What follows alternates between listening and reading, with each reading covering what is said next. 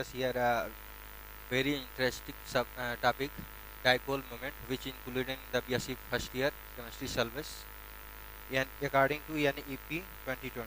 Let us start करते हैं। Dipole moment हम लोग पढ़ते क्यों हैं? इसलिए पढ़ते हैं कि कोई भी मॉलिक्यूल अगर हमारा दिया रहे वो हम उसमें चार्ज का सेपरेशन जान सकें, टू नो चार्ज का सेपरेशन कैसे होता है।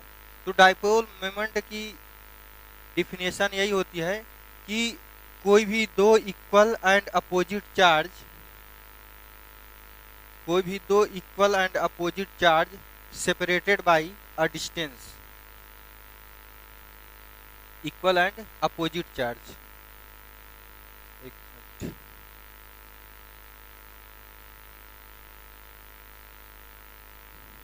Equal and opposite charge separated by a distance, is called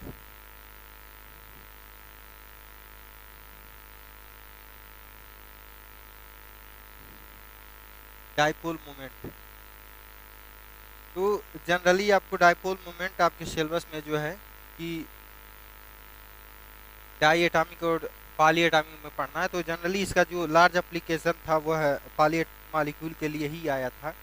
तो जो डाइपोल मोमेंट होता है, हम इसमें जैसे मान लीजिए अगर दो एटम आपस में जुड़े हुए हैं किसी बॉन्ड के थ्रू, तो अगर ये इसकी इलेक्ट्रोनेगेटिविटी ए की इलेक्ट्रोनेगेटिविटी कम है तो उस पर पार्शियल प्लस, अगर बी की इलेक्ट्रोनेगेटिविटी ज़्यादा है तो उस पर पार्शियल माइनस चार्ज।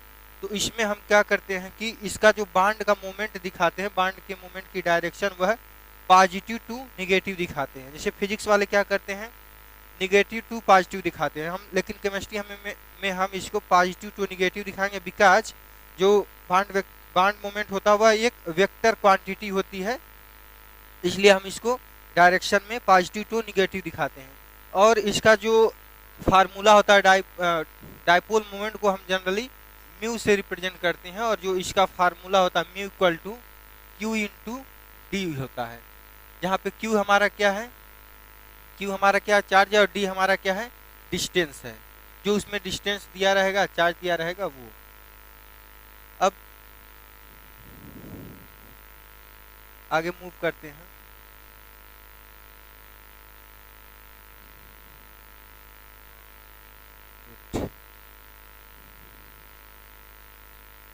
यह जो फार्मूला है हमारा mu equal to Q into D, इसमें क्या है, क्यू हमारा कोई चार्ज है जो चार्ज दिया रहेगा, डी हमारा डिस्टेंस है।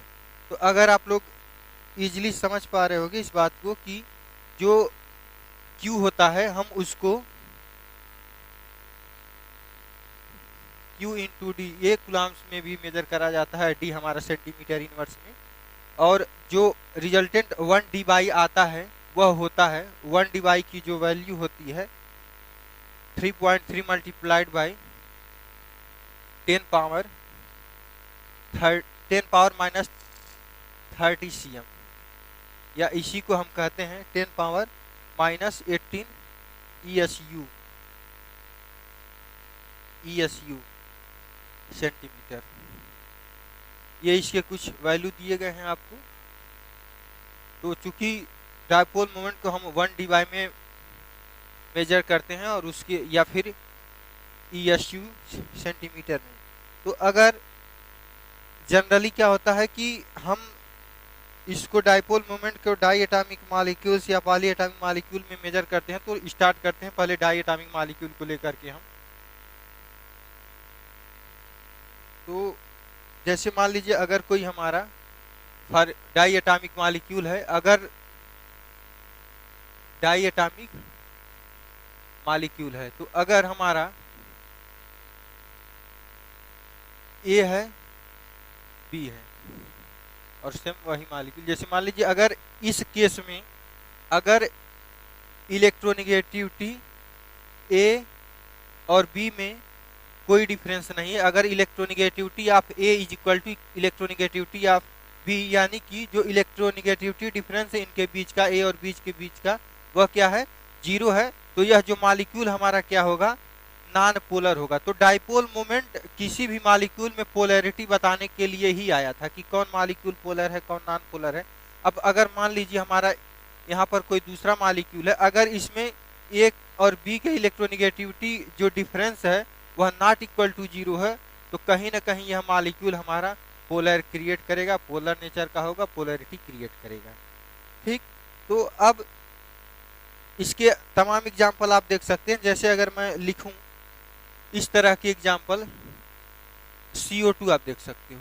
CO2 में क्या है, अगर यह कार्बन पे पार्शियल प्लस लिखोगे, दोनों ऑक्सीजन पे पार्शियल, यानी कि इसमें जो इलेक्ट्रॉन बॉन्ड मोमेंट का डायरेक्शन होगा पॉजिटिव टू निगेटिव होगा, तो कहीं ना कहीं इस वाले इधर से इधर इलेक्ट्रॉन मूव कर रहा होगा, तो जितना इधर इलेक्ट्रॉन मूव कर रहा है उतना ही इक्वल एंड अपोजिट इधर जाएगा इस डायरेक्शन की तरफ, यानी कि जो नेट रिजल्टेंट डाइपोल मोमेंट वो हमारा 0 हो जाएगा। तो इसलिए ये हमारा मॉलिक्यूल क्या हो जाएगा, नॉन पोलर। लेकिन अगर मैं एक और एग्जांपल लूँ आपके सामने, जैसे इस तरह के एग्जांपल में, फॉर एग्जांपल आप SO2 ले सकते हो। SO2 में क्या होता है, SO2 में क्या होता है कि आप लोग जानते हो, जो सल्फर डाइऑक्साइड मॉलिक्यूल होता है बेंट V शेप्ड का होता है, और सल्फर पर एक lone pair of electron contain किया हुआ रहता है। आइए इसको डिस्कस करते हैं। तो जैसे अगर मैं सल्फर डाइऑक्साइड का स्ट्रक्चर बनाऊं तो ये होगा और यह हमारा लोन पेयर होगा।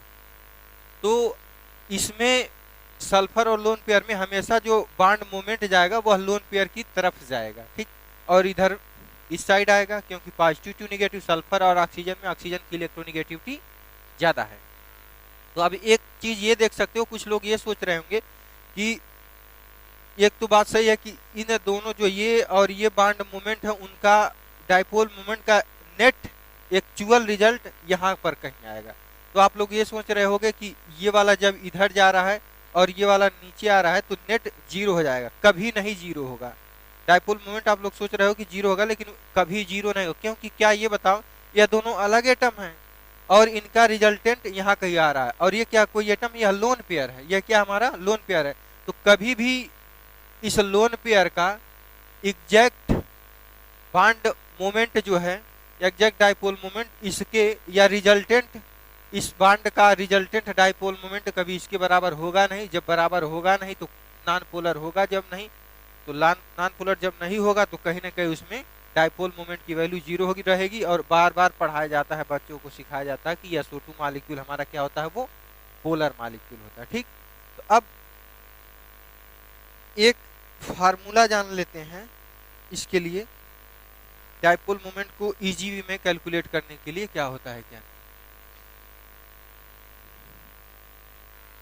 तो आप लोग एक फार्मूला याद कर सकते हो कि अगर कोई यहाँ पर एटम था, एक बारी यहाँ से बॉन्ड का मोमेंट इस साइड आ रहा है, तो मान लो इसको अगर हमने μ1 दे दिया, और यहाँ से बॉन्ड का मोमेंट इस साइड जा रहा है तो हम इसको क्या दे दिए, μ2 दे दिए।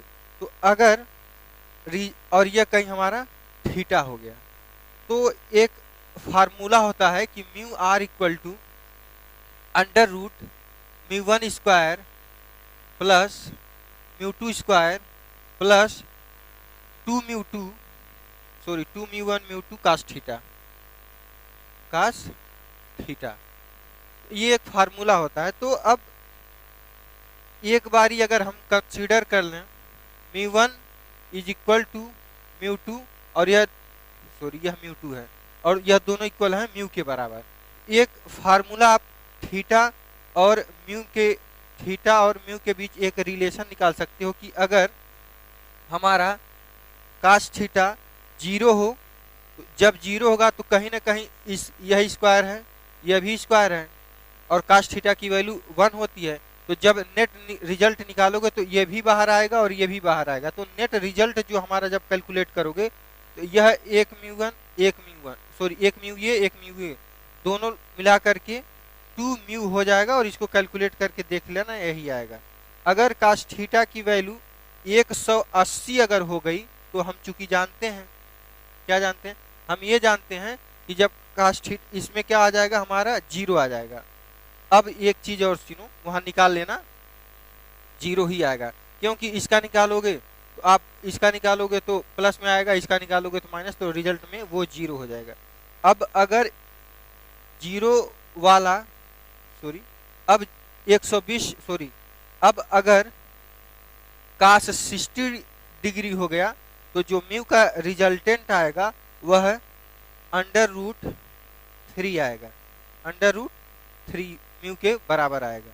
और फिर उसके बाद अगर आपने यही 90 डिग्री पे निकाला, 90 डिग्री में क्या होता है, 90 डिग्री काश 90 डिग्री की वैल्यू क्या होती है, 0 होती है। तो अब यहां से जो निकालोगे √2 म्यू आ जाएगा। फॉर एग्जाम्पल जैसे मान लो ये पूरा टर्म 0 हो जाएगा और यह एक म्यू ये √2 म्यू में आएगा। अगर 120 का निकालोगे तो फिर 120 की जो काश जब 120 होगा तो वो वैल्यू म्यू के बराबर हो जाएगा। इसको आप लोग रट लेना अगर बायो वाले हो, तो नहीं तो मैथ वालों को तो पता ही है। तो अगर मैं ये कहना चाहता हूं कि अगर एक बारी म्यू1 इधर बाउंड मोमेंट है, म्यू2 का बाउंड मोमेंट इधर है, ये हमारा क्या है, मान लो म्यू1 है, ये हमारा म्यू2 है, और इसका बाउंड मोमेंट इधर है, इसका बाउंड मोमेंट क्या हमारा इधर है। तो एक चीज ये जान लो, अगर आप म्यू1 बराबर म्यू2 कर दिए तो जो इसका रिजल्टेंट होगा वह जो इसका रिजल्टेंट होगा कहीं ना कहीं जो म्यू आएगा वह यहाँ पर आएगा। और इसी फार्मूले पर हम सब कुछ ड्रा कर सकते हैं। फॉर एग्जांपल अगर इसकी हेल्प से आप समझना चाहते हो तो समझ सकते हो। जैसे आप लोग देख सकते हो कि अगर मैं थीटा की वैल्यू 120 ले लूं तो क्या होगा, अगर थीटा की वैल्यू काश 120 रख दूं उसकी जगह तो क्या होगा। जैसे मान लो अगर हमारा मैंने कंसीडर कर लिया ये हमारा थीटा 120 डिग्री है और इधर म्यू1 जा रहा है, इसका बाउंड मोमेंट क्या है, म्यू1 है, और इधर म्यू2 बाउंड मोमेंट है।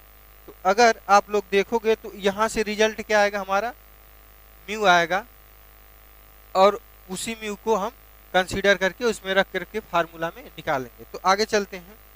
ये अगर ये बाउंड मोमेंट म्यू2 रहा, हमने मान लिया ये म्यू1 मान लिया, तो जो अगर काश थीटा की वैल्यू अगर हमने 120 मान लिया तो काश थीटा 120 हम जानते हैं कितना आ रहा है, रिजल्टेंट में म्यू आ रहा है, वही हमने लिखा है। तो आप देख सकते हो इसके बाद जो डाइपोल मोमेंट का एक दो एग्जांपल करके देख लेते हैं।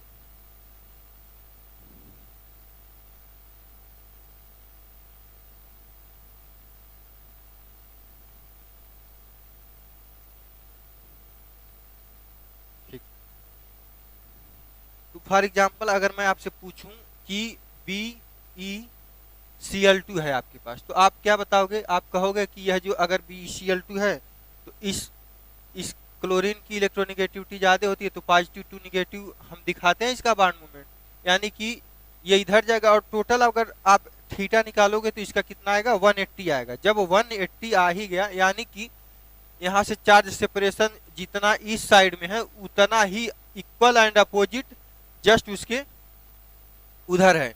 तो क्या इस पर क्या आएगा, इस पर नेट रिजल्ट, इस पूरे मॉलिक्यूल पर जो नेट रिजल्ट डाइपोल मोमेंट क्या आएगा, वो 0 आ जाएगा। क्योंकि जितना इलेक्ट्रॉन इधर खींच रहा है, सॉरी जितना बाउंड मोमेंट इधर आ रहा है जस्ट अपोजिट में चला जा रहा है, तो क्या नेट रिजल्ट 0 नहीं आ जाएगा। जब 0 आ जाएगा तो डाइपोल मोमेंट जब 0 आ जाएगा तो हमारा मॉलिक्यूल क्या हो जाएगा, नॉन पोलर हो जाएगा। क्या हो जाएगा, नॉन पोलर हो जाएगा। क्योंकि डाइपोल मोमेंट मॉलिक्यूल की पोलैरिटी बताने के लिए ही आया था। इसी तरह से आप नंबर ऑफ एग्जांपल देख सकते हो। जैसे अगर मैं CH4 लिख दूं आपके सामने, तो CH4 जो है सॉरी CH4 का यह जो नेट रिजल्टेंट, मतलब ये भी हमारा नॉन पोलर मॉलिक्यूल होता, सॉरी नॉन पोलर मॉलिक्यूल होता है। तो इसी तरह से अगर मैं नंबर ऑफ एग्जांपल लिख सकता हूं, जैसे अगर आप निकाल लेना SF6 PCl5, ये सब चूंकि BSc फर्स्ट ईयर के सब्जेक्ट में नहीं है, केवल BSc फर्स्ट ईयर के सब्जेक्ट में जो है वह BeCl2 है, और जो पॉली एटॉमिक मॉलिक्यूल में है H2O NH3 वही पढ़ाने जा रहा हूँ। क्योंकि जो डाइपोल मोमेंट मेनली जो डाइपोल मोमेंट आया था पॉली एटॉमिक मॉलिक्यूल को ही समझाने के लिए आया था। अब स्टार्ट कर लेते हैं, तो हम जल्दी जल्दी में सब कुछ खत्म करके अपने पॉली एटॉमिक मॉलिक्यूल की तरफ चले आए। तो एक चीज ये जान लो कि अगर कोई भी एटम है, अगर उस पे लोन पेयर कंटेन करा हुआ है, अगर कोई भी एटम है उस पे लोन पेयर कंटेन करा हुआ है, तो डाइपोल मोमेंट कभी जीरो नहीं होगा, यानी कि मॉलिक्यूल हमेशा हमारा पोलर होगा। एक चीज इसको नोट करके या रट करके या जैसे भी मन करे उसको लिख लेना। तो फॉर एग्जांपल आप लिख सकते हो जैसे NH3 है, तो NH3 में क्या है हमारा, ये पिरामिडल ज्योमेट्री होता है और एक लोन पेयर होता है। तो मैंने बताया ये रट लो, कभी भी लोन पेयर कंटेन करा हुआ मॉलिक्यूल, 8 नंबर में लोन पेयर कंटेन करा हुआ मॉलिक्यूल नॉन पोलर नहीं हो सकता। वो हमेशा क्या होगा, हमेशा पोलर ही होगा। नॉन पोलर तभी हो सकता है कि जब एक लोन पेयर का जो नेट रिजल्ट है दूसरे लोन पेयर के थ्रू कैंसिल आउट हो जाए, टोटली कैंसिल आउट हो जाए, तभी होगा। ठीक, तो अब एग्जाम्पल के तौर पर आप NH3 मॉलिक्यूल को देख सकते हो। तो NH3 मॉलिक्यूल कहीं ना कहीं नाइट्रोजन ज्यादा इलेक्ट्रोनेगेटिव थे, तो इसका bond moment NH bond moment nitrogen की अलाइंड होगा, लेकिन नाइट्रोजन और लोन पेयर में लोन पेयर की तरफ इसका बांड मोमेंट या डाइपोल का डायरेक्शन अलाइन होगा। लेकिन अब देखो सब कुछ एक ही डायरेक्शन में जा रहा है, तो क्या यह हमेशा हमारा पोलर मॉलिक्यूल नहीं होगा और इसकी डाइपोल मोमेंट की वैल्यू कभी भी जीरो नहीं आएगी। जब एक ही डायरेक्शन में देखो ये यहाँ जा रहा है, ये डाइपोल मोमेंट का डायरेक्शन इधर है, सब इधर, और यहाँ से डाइपोल मोमेंट इस साइड में जा रहा है, तो हमेशा क्या होगा, ये पोलर मॉलिक्यूल होगा और इसकी डाइपोल मोमेंट की वैल्यू कभी भी जीरो नहीं होगी। तो उसी तरह से आप SF4 मॉलिक्यूल को देख सकते हो। SF4 मॉलिक्यूल में भी क्या होता है, ये हमारा SF4 मॉलिक्यूल है और यहाँ पर C शेप स्ट्रक्चर होता है, तो ये भी हमारा लोन पेयर आ गया, तो ये भी हमारा क्या होगा, mu not equal to zero होगा और ये हमारा क्या होगा, पोलर मॉलिक्यूल होगा। तो ऐसे नंबर आप एग्जांपल्स है देख सकते हैं। लेकिन अगर सोचो हमने ये कहा है कि जब भी molecule odd number of lone pair contain करा होगा, आड कह सकते हो, या अगर जब तक net result dipole created by a lone pair is always cancel out by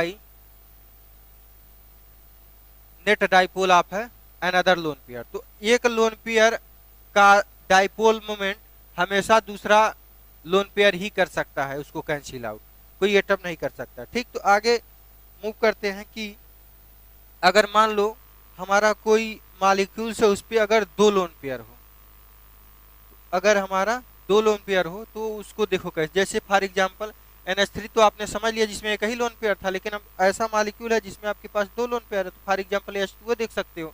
H2O का स्ट्रक्चर क्या होता है, स्ट्रक्चर या शेप क्या होता है, बेंट V शेप होता है और इस पे दो लोन पेयर होते हैं। क्या होता है, दो लोन पेयर होता है। तो इसका बांड का डायरेक्शन, बांड मोमेंट का डायरेक्शन इधर होगा, बांड मोमेंट का डायरेक्शन इधर, और ये इस साइड जाएगा, ये इस साइड जाएगा, यानी कहीं ना कहीं इसमें जो बांड मोमेंट का डायरेक्शन कहीं भी कैंसिल आउट नहीं हो रहा है, तो यहाँ इसका जो डाइपोल मोमेंट की वैल्यू क्या होगी, जीरो कभी नहीं होगी। तो ये हमारा पानी जो होता है क्या होता है, पोलर मॉलिक्यूल। आई थिंक अब समझ में आ गया होगा कि क्यों वाटर मॉलिक्यूल को हम पोलर कहते हैं। तो वो एप्लीकेशन पार्ट है, डाइपोल मोमेंट के सहायता से ही हम किसी भी मॉलिक्यूल की पोलरिटी और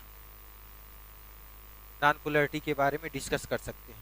तो सोचो अगर ClF3 हमारा हो, तो बच्चों को बचपन से ही बताया जाता है कि जो ClF3 होता है वो हमारा T शेप होता है, और लोन पेयर भी लोग दिखा देते हैं कि एक लोन पेयर, दो लोन पेयर रहता है, TBP उसकी ज्योमेट्री होती है और शेप क्या हो जाता है हमारा, बेंट V शेप हो जाता है।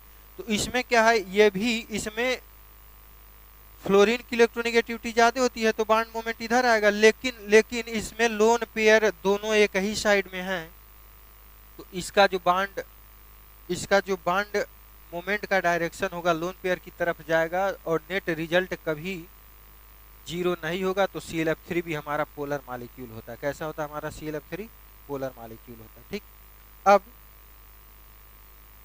एक और एग्जांपल XCF4 करके देख सकते हो आप। XCF4 है, तो XCF4 में 2 लोन पेयर कंटेन है और दोनों lone pair equatorial axial position पर ऑक्युपाई हैं। तो इसका इस साइड जाएगा, इसका इस साइड जाएगा बॉन्ड मोमेंट की डायरेक्शन। सेम इधर भी। लेकिन अगर मैं बात करूं लोन पेयर का, तो ये जितना इधर आ रहा है सेम वही लोन पेयर उतना जस्ट अपोजिट में उसके बॉन्ड मोमेंट को या डाइपोल मोमेंट को कैंसिल आउट कर दे रहा है। यानी कि यह वाला इससे कैंसिल आउट हो जा रहा है 180 डिग्री, देख सकते हो।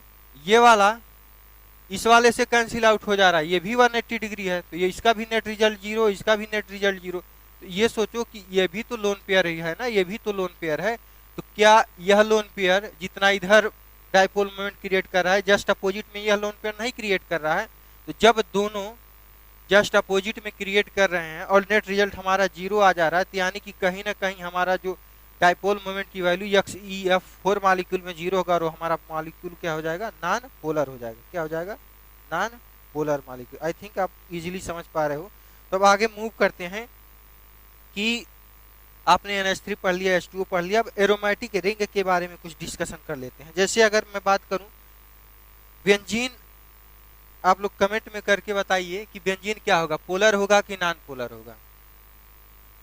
तो बेंजीन मॉलिक्यूल हमारा हमेशा नॉन पोलर होता है, उसमें डाइपोल मोमेंट की वैल्यू हमेशा क्या रहेगी? 0 रहेगी। जैसे आप देख सकते हो कि अगर मैं, यह बेंजीन है हमारा, यह सब हमारा हाइड्रोजन है, ये हमारा हाइड्रोजन, ये हमारा हाइड्रोजन है। तो एक चीज ये बताओ, यह कार्बन है, यह हाइड्रोजन, तो कार्बन हाइड्रोजन में कार्बन की इलेक्ट्रोनिगेटिविटी ज्यादा, तो उस साइड जाएगी, और साथ ही साथ में ये इस साइड आएगी। तो कहीं ना कहीं इसमें 120 डिग्री होता है और नेट जब इसका निकालोगे तो म्यू आएगा। और जब यह जितना इधर जा रहा है ये भी उतना इधर आ रहा है, यानी कि जब ये वाला इधर आ रहा है ये भी जस्ट अपोजिट में ही आ रहा है, तो यह दोनों एक दूसरे को कैंसिल आउट करके म्यू इक्वल टू 0 कर देते हैं। फिर इधर से जितना बॉन्ड मूवमेंट जाएगा उधर से भी उतना आएगा, इधर से जितना जाएगा इधर से भी उतना आ जाए। तो इसलिए यह नेट रिजल्ट डाइपोल मोमेंट का क्या हो जाएगा? हमारा 0 हो जाएगा। और इसीलिए बच्चों को पढ़ाया जाता है कि बेंजीन मॉलिक्यूल क्या होता है? हमारा नॉन पोलर मॉलिक्यूल होता है। अब बेंजीन के कुछ डेरिवेटिव को देख लेते हैं। तो हमेशा आपसे बेंजीन के बारे में तो वो कभी नहीं पूछेगा, सबको पता रहता है कि बेंजीन हमारा क्या होता है? Non polar. लेकिन अगर मैं बातें कर लूं कि मोनोसब्स्टिट्यूटेड ऑफ बेंजीन, जैसे क्लोरोबेंजीन, फ्लोरोबेंजीन या हेलोबेंजीन कह सकते हो, या जैसे ये हमारा क्लोरोबेंजीन है, ये हमारा फ्लोरोबेंजीन है, तो इसमें क्या होगा? ये इधर जाएगा डाइपोल मोमेंट की वैल्यू, और इसमें नॉट इक्वल टू 0 होगा, और इसमें भी नॉट इक्वल टू 0 होगा डाइपोल मोमेंट। तो ये क्या हो जाएगा? हमारा डाइपोल मोमेंट 0 नहीं होगा, यानी कि यह नॉन पोलर नहीं है। तो उसी तरह से आप ये देख सकते हो कि अगर डाई सब्स्टिट्यूटेड लगा दें तो इसमें क्या है कि जितना Cl मॉलिक्यूल इधर खींच रहा है डाइपोल मोमेंट उतना ही इधर है, यानी कि इसमें क्या होगा कि दोनों 180, यानी कि नेट रिजल्ट हमारा क्या आ जा रहा है? जब 0 आ जा रहा है, जब 0 आ जा रहा है तो हमारा क्या हो जाएगा? ये फिर से डाइपोल म्यू इक्वल टू 0 हो जाएगा। तो अब अगर आपसे पूछ ले, ये तो उसके रिस्पेक्ट में पैरा डेरिवेटिव हो गया। अब आर्थो डेरिवेटिव की बात कर लूँ। आर्थो में आप देख पा रहे हो कि इसका इधर जा रहा है और इसका इधर जा रहा है, यानी कि इसमें नॉट इक्वल टू 0, यानी कि डाइपोल मोमेंट की वैल्यू कभी भी इसमें 0 नहीं आ सकती है, कुछ ना कुछ वैल्यू जरूर आएगी। अगर मेटा की मैं बातें कर लूँ एक बारी कि मेटा डेरिवेटिव, तो जैसे मान लो ये है, ये हमारा मेटा डेरिवेटिव हो गया, तो इसका इधर जा रहा है, ठीक, और इसका क्या है? इधर जा रहा है। तो आप देख सकते हो कि कभी भी इसमें 0 नहीं हो रहा है। ये इसका अगर यहाँ पर रहता तब 0 हो जाता है, यहाँ पर हाइड्रोजन लगा है तो ये 0 नहीं हो रहा है। तो अब बातें ये होती हैं कि ठीक है, आपने बता दिया कि पैरा में 0 हो जाएगा आर्थो और मेटा में जीरो नहीं होगा। तो डाइपोल मोमेंट किसकी ज़्यादा होती है, तो याद कर लेना हमेशा आर्थो का ज़्यादा होता है, उसके बाद मेटा का होता है और पैरा का क्या होता है, पैरा का हमेशा सबसे कम होता है, या कह सकते हो जीरो होता है। तो इसी तरह से आप टॉलुइन के बारे में भी डिस्कस कर सकते हो कि अगर टॉलुइन का डेरिवेटिव दे दिया, जैसे ये देखो टॉलुइन हमारा क्या है, ये भी नॉट इक्वल टू जीरो आ जाएगा।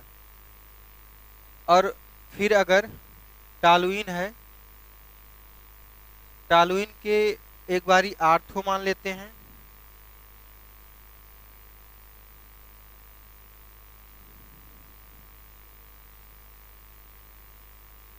एक बारी आर्थो मान लेते हैं, एक बारी मेटा मान लेते हैं और एक बारी पैरा मान लेते हैं। तो आप इसमें देख सकते हो कि किसी में भी जीरो नहीं होगा, क्योंकि इसकी इलेक्ट्रोनेगेटिविटी कुछ कार्बन से ज़्यादा है। भले ये इधर आएगा और ये क्लोरीन इस साइड जाएगा, ये इस साइड आएगा और ये इस साइड जाएगा, सेम चीज़ें हैं।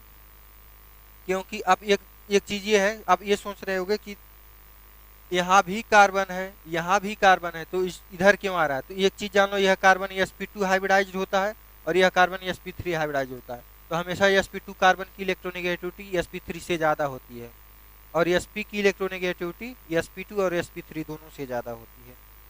तो अब इसमें क्या है, जब इसमें भी नॉट इक्वल टू जीरो आ रहा है और इसमें भी नॉट इक्वल टू जीरो आएगा, इसमें भी नॉट इक्वल टू जीरो आएगा, तो फिर आप सोचोगे कि जब सब में नॉट इक्वल टू जीरो आ रहा है डाइपोल मोमेंट, तो किसका ज़्यादा होगा। तो वही फार्मूला कि आर्थो का ज़्यादा होगा, मेटा का, और सबसे कम पैरा का होगा। ठीक, अब कुछ बातें हैं कि आई थिंक आप समझ गए होंगे कि अगर डाई हैलो डेरिवेटिव दे तो आप उसमें किसकी मतलब आर्थो निकाल सकते हो, पैरा निकाल सकते हो, मेटा निकाल सकते हो। जैसे मान लो फॉर एग्जांपल के लिए मैं अगर कह दूं कि डाई हैलो डेरिवेटिव है, डाइक्लोरोबेंजीन या डाइफ्लोरोबेंजीन या डाइआयोडोबेंजीन है, तो इसमें एक का डाइपोल मोमेंट 2.3 आ रहा है, एक का डाइपोल मोमेंट 3.2 आ रहा है, एक का डाइपोल मोमेंट लगभग 1 के प्राक्स आ रहा है, 1.0। तो आपसे पूछेगा कि इसमें बताओ, आपसे पूछेगा कि ये सब तीन डाई हैलो डेरिवेटिव हैं और ये डाइपोल मोमेंट की वैल्यू दे देगा और पूछेगा कि बताओ इसमें कौन पैरा है, कौन मेटा है, कौन आर्थो है। तो आप इजीली देख पा रहे हो इसकी डाइपोल मोमेंट सबसे ज्यादा, तो ये हमारा आर्थो हो गया, ये हमारा मेटा हो जाएगा, ये हमारा क्या हो जाएगा, पैरा हो जाएगा। ये प्राक्स जीरो ऐसे दिया रहेगा। ठीक, आगे मूव करते हैं। अब सिस ट्रांस में देख लेते हैं, मॉलिक्यूल में सिस ट्रांस क्या एप्लीकेशन क्या है। बस ये सिस ट्रांस बचा, उसके बाद ये चीजें खत्म हो जाएंगी।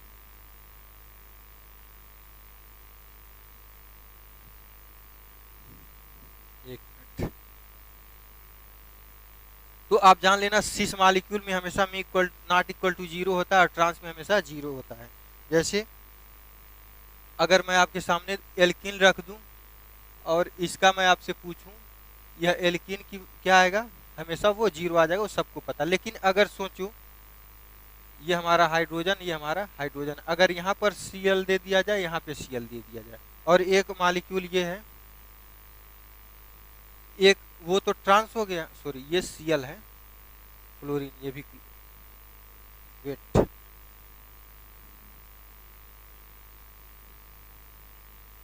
ये हमारा क्लोरीन है, ये भी क्लोरीन है, और ये हमारा हाइड्रोजन है।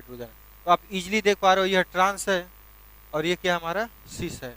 तो ट्रांस में आप देखोगे इस साइड आ रहा है बॉन्ड मूवमेंट, ये इस साइड जा रहा है, तो नेट इक्वल टू जीरो हो जाएगा, और इसमें क्या है, net equal to not equal to zero होगा। उसी तरह से नंबर ऑफ मॉलिक्यूल अगर आपके सामने ये दे दिया जाए, जैसे मान लो ये CH3 है, ये हमारा Cl है, ये CH3 है, ये हमारा Cl, तो इसमें भी इक्वल टू आप इजीली जीरो निकाल पाओगे। लेकिन अगर ये इसी का, ये हमारा क्या है, ट्रांस है, अगर इसी का सिस दे दे तो क्या करेगा, ये Cl, ये Cl, ये हमारा CH3, ये CH3, तो इसमें क्या होगा, नॉट इक्वल टू जीरो होगा, नॉट इक्वल टू जीरो होगा, इसमें जीरो। तो यह ट्रांस प्रोडक्ट है, यह हमारा क्या है, सिस प्रोडक्ट है। तो thanks to all of you watching this video and meet in next lecture, a very interesting topic. Thank you again.